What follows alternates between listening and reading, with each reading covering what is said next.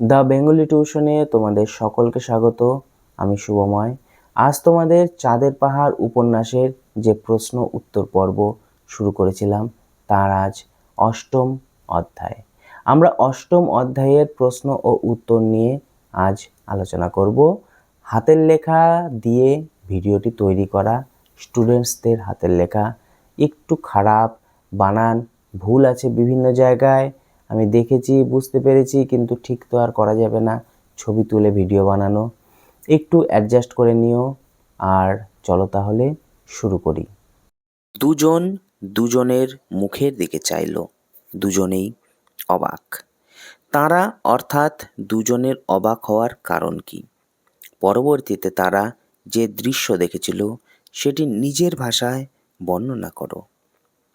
উত্তর: শঙ্কর ও আলভারেজ তাঁবু খাটিয়ে শুয়েছিল।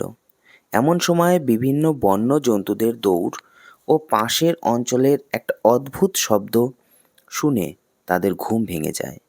ঠিক যেন মনে হয় দূরে কোথাও মেঘ গর্জনের ফলে যে শব্দ হয়ে থাকে, অথবা দূরে কোথাও 1000 ঢাক বাজবার শব্দে তারা অবাক হয়ে যায়।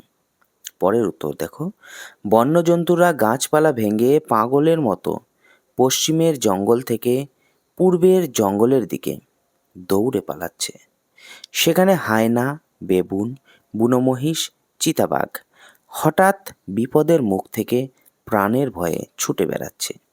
ধাড়ি ও মাদি কালোবাস বাদর দলে দলে ছানাপোনা নিয়ে ছুটছে। শঙ্কর আগুন জ্বালানোর পর দেখতে পায় বন্যজন্তুদের সংখ্যা ধীরে ধীরে বাড়তে থাকে। মাথার উপরে পাখির দল বাসা ছেড়ে পালায়। একটা হরিণ তাদের কাছে চলে আসে, কিন্তু এত কিছুর মধ্যে তাকে গুলি করতে ভুলে যায়। এখানে এই দৃশ্যের কথা বলা হয়েছে। পরের প্রশ্ন দেখো। সেখানে যেন একটা প্রকাণ্ড অগ্নিলীলা শুরু হয়েছে। অগ্নিলীলাকে আলভারেজ যে নামে ডেকেছিল তা লেখো।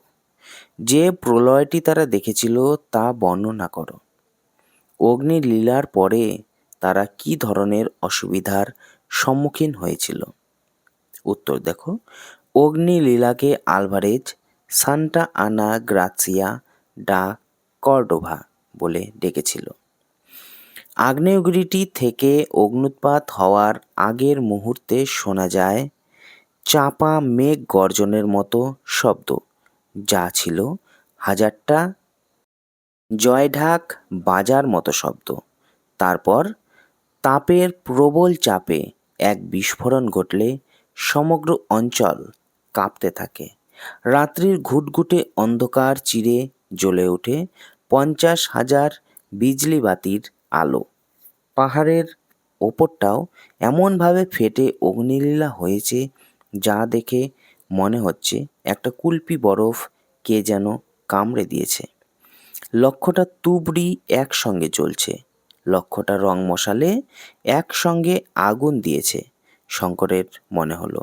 আর সেই সঙ্গে 1000টা বোমা ফাটার আওয়াজ। পরের উত্তর দেখো। পাহাড়ের চূড়া থেকে অগ্নিলীলা হয়ে যাবার পর একটা বিশ্রী নিঃশ্বাস রোধকারী গন্ধকের গন্ধ বাতাসে ছড়িয়ে পড়ছে। পৃথিবী এমনভাবে কাঁপছে যেন কোথাও দাঁড়িয়ে থাকা যায় না, কেবল টলে টলে পড়তে হয়। পরের প্রশ্ন দেখো। দুজনেই হাঁপাতে হাঁপাতে বসে পড়ল। তাদের হাঁপানোর কারণ কি? পরবর্তীতে তারা নিজেদের কিভাবে আত্মরক্ষা করেছিল? উত্তর দেখো। অগ্নিলীলা শুরু হওয়ার কিছুক্ষণ পর বড় বড় ওজনের জ্বলন্ত কয়লার মতো পাথর তাদের তাঁবুর পাশে এসে পড়ছে এবং সাথে সাথে ঝোপটা জ্বলে উঠছে। আলভারেজ বুঝতে পারে সেখানে বেশিক্ষণ থাকলে তাদের তাঁবু শুদ্ধ জ্বলে যাওয়ার সম্ভাবনা প্রবল। তাই 2 ঘন্টা ধরে জিনিসপত্র টেনে হিঁচড়ে পূর্ব দিকের পাহাড়ের নিচে নিয়ে গেল। প্রায় সারা রাত তাদের এভাবে দৌড়াতে হয়েছিল বলে তারা হাঁপাতে লাগলো। পরের উত্তর দেখো। সারা রাত এক পাহাড় থেকে অন্য পাহাড়ে দৌড়ে অগ্নির লীলার হাত থেকে তারা নিজেদের রক্ষা করেছিল। কিন্তু পাহাড়ের উপরে গিয়ে দেখতে পায় এক ধরনের মিহি ছাই আকাশে ভেসে বেড়াচ্ছে। নিচের হেমলক গাছের অত বড় জঙ্গলটি এই অগ্নির লীলায় সম্পূর্ণ ধ্বংস হয়ে যায়। পরের প্রশ্ন দেখো, আমার সমস্ত কষ্ট সার্থক হলো। কথাটি কে বলেছিল? সে কার উদ্দেশ্যে, কি দেখে কথাটি বলেছিল? জুলু ভাষায় একে কি বলা হয়ে থাকে? শঙ্করের মতে এই অগ্নি লীলাটি কত বছর পর হয়েছিল? বক্তার সমস্ত কষ্ট সার্থক হওয়ার কারণ কি? কষ্ট সার্থক হওয়ার জন্য বক্তার কি অভিব্যক্তি প্রকাশ পেল? দেখো অনেক প্রশ্ন, 6টা প্রশ্ন। প্রথম উত্তর দেখো, কথাটি শঙ্কর বলেছিল। শঙ্কর রুদ্রদেবের উদ্দেশ্যে প্রণাম জানিয়েছে। রুদ্রদেব তার তাণ্ডব দেখার সুযোগ করে দিয়েছেন, সেজন্য শঙ্কর কৃতজ্ঞ। তাই রুদ্রদেবকে প্রণাম জানিয়ে এ কথাটি শঙ্কর বলেছিল যে আমার সমস্ত কষ্ট সার্থক হলো। জুলু ভাষায় একে ওল্ডনীয় লেঙ্গাই বলা হয়ে থাকে। প্রাচীন জুলু ভাষায় এর মানে অগ্নিদেবের শয্যা। পরের উত্তর, শঙ্করের মতে এই অঞ্চলের লোকেদের কাছে এই আগ্নেয়গিরি সম্পূর্ণ অজানা ছিল। হয়তো 200 বছর পর এ অগ্নির লীলাটি হয়েছিল। পরের উত্তর, আলভারেজ ও শঙ্কর বহু পরিশ্রম করে পাহাড়ের চূড়ায় তাঁবু খাটিয়ে শুয়েছিল। এমন সময় পশু পাখিদের দৌড় এবং তার সাথে বিভিন্ন আওয়াজ শুনে বাইরে তাকিয়ে দেখে প্রচণ্ড অগ্নি লীলা চলছিল, যেটা আগ্নেয়গিরি নামে পরিচিত। বহু বছর পর এরকম ঘন জঙ্গলে আগ্নেয়গিরির জ্বলন্ত রূপ দেখা যায়। যেহেতু শঙ্কর প্রথমবার এই ধরনের অগ্নিলীলা দেখেছিল, তাই শঙ্কর নিজের কষ্টকে সার্থক বলে মনে করে।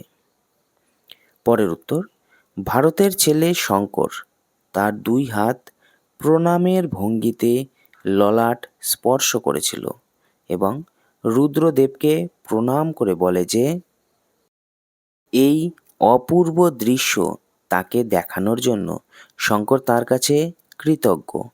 এই আনন্দের কাছে হীরার খনিও তুচ্ছ হয়ে যায়। পরের প্রশ্ন দেখো, আলভারেজ সেদিকে চেয়ে ভয়ে ও বিস্ময়ে বলে উঠল, আগ্নেয়গিরি। আলভারেজ কে?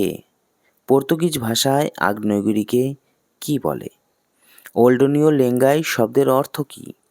আগ্নেয়গিরি বিস্ফোরণের আগে যে ঘটনা ঘটেছিল তার বর্ণনা দাও। উত্তর দেখো, আলভারেজ একজন ইউরোপিয়ান পর্যটক। তার প্রকৃত নাম ডিয়েগো আলভারেজ। হীরের খনির খোঁজে আফ্রিকার পর্বত সংকুল অরণ্যে তারা বাড়ি বানিয়েছিল।